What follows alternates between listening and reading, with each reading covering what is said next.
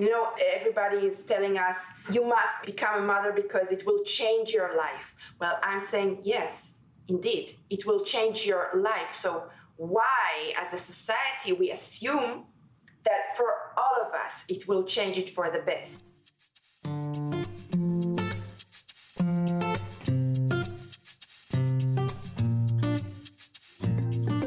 Pregnancy, parenthood, and regret. Social pressure, gender roles, and regret. Having babies, and regret. I'm Cassia Binkowski. I'm taking the opportunity to re-release one of our most beloved conversations from season 1. A show that you guys showed up for because apparently we were talking about something that nobody else was talking about. What you're about to hear is a conversation we had with Orna Dornat. An author and doctor of sociology, Orna is based in Tel Aviv, Israel, and she spent decades, you guys, researching the stigma women experience when they choose not to mother or when they regret becoming mothers. It's a huge emotional burden to unpack, and Orna does so with such grace. She pulls back the curtains on her own experience, her choice to not have children, and what she's learned from endless hours of interviews with women who regret motherhood. Take a listen.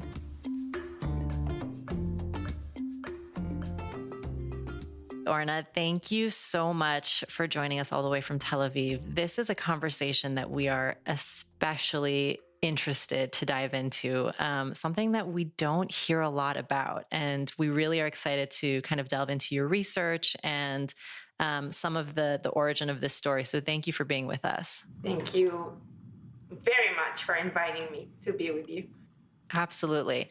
So first, tell us a little bit about yourself. Where did you grow up, and how did you end up pursuing sociology? I was born and raised in Israel. And to cut a long story short, when I was 16, I realized, and I said it as in my family as well, that I will never get married and I will not have children. And I know many people are saying to me that it's quite young to say, but my friends at high school, at the age of 16, talked all the time about when I will be a mother, I will have 3 children, their names will be this and that. And because they talked about it, for them it was quite obvious at the age of 16 that they will turn into mothers, that they will become mothers. It gave me the opportunity to think about it for myself and to realize that it's not my dream. I cannot see myself going down this road. Deep down, I already ask questions about society and what we are told that we must do and not do in our lives.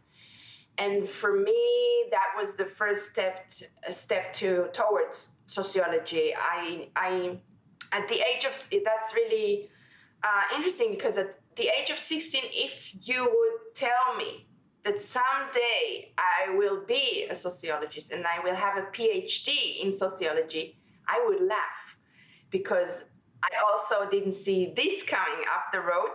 But what were you envisioning, even at 16? What were you envisioning for down the road that was not sociology? I always said to my surroundings that I think that I will never find the exact thing that I would like to do in life, that it was not invented yet. But this was kind of a surprise for me, because when I read, the book of Tel Aviv University about all the options that I can go to and learn, when I opened and read about sociology and anthropology, I immediately said, this is my home. This is my home. But I didn't know it in advance. And then I started doing my the first degree, and that's what, it was a done deal. I was so curious. I never wanted an academic career, and I am still not relating to myself like a career woman or something like that. I'm just, the curiosity leads the road for me, and here I am. It's not what I planned for myself, but I knew about motherhood that it was not meant for me. That was quite obvious. What were people's reactions to, I mean, a 16-year-old girl saying that, declaring something that is still, radically different than what all of your peers were hoping for and planning for? How do people react?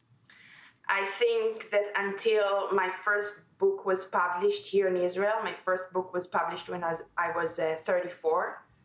I think that all of my surroundings assumed that it's kind of technical bug in the system. A phase. It's a phase. She's going through a phase. Yeah, it's a phase, and everything will be all right.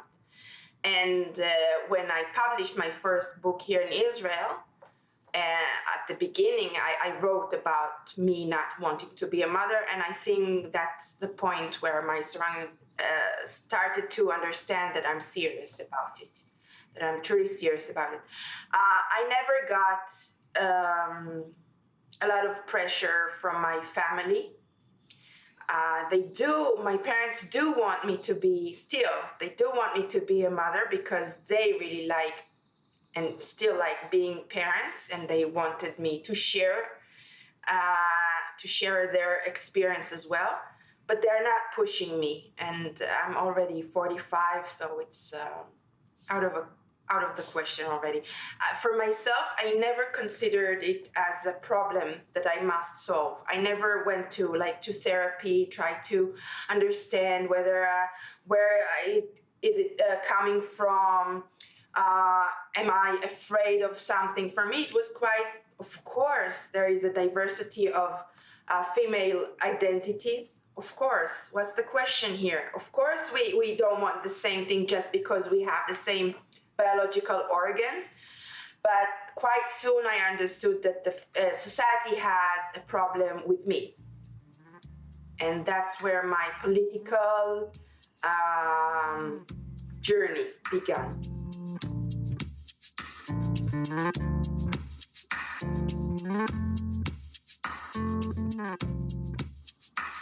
So let's just clarify, because you've done a lot of research in terms of motherhood, non-motherhood, societal pressure and the role of society and all of that. And then in 2015, you published Regretting Motherhood, your second book, right?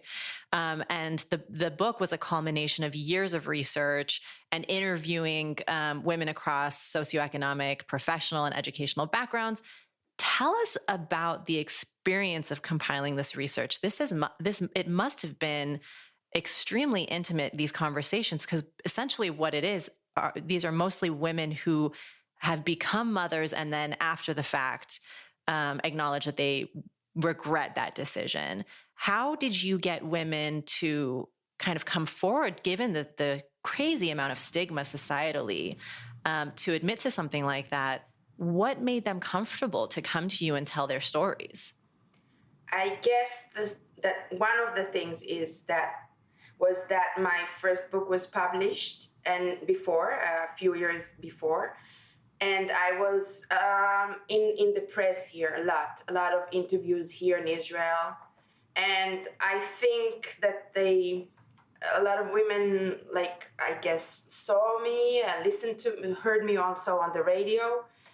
And I guess they understood that I will not judge them. I had already the surface of my first study here in Israel. And I guess that they heard from my voice, from my intentions, that I will understand. Even though I'm not a mother, or because I'm not a mother, I will understand. And I will not judge them. And